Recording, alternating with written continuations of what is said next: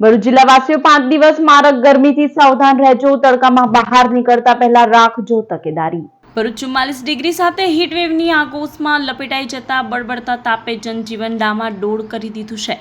ભરૂચ જિલ્લાની પ્રજા અને પશુધન સાથે ખેતી માટે આગામી 5 દિવસ અગ્નિ પરીક્ષા સમાન પુરવાર થઈ શકે છે।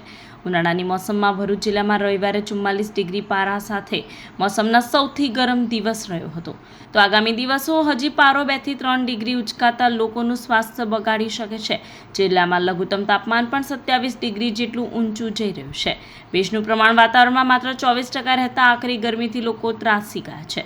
આકરી ગરમીની પ્રતિકૂળ અસરથી દૂધાળા પશુઓને બચાવવા દિવસમાં 2 વખત સ્નાન કરાવવું, જેથી દૂધના પ્રમાણમાં પણ ઘટાડો નહીં થાય અને પશુઓ બીમારીથી બચી રહેશે।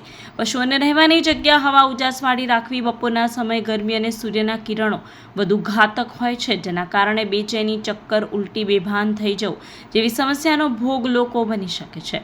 બપોરે સૂર્યના સીધા સંપર્કમાં વધુ વાર રહેવાથી ટાળવું જોઈએ।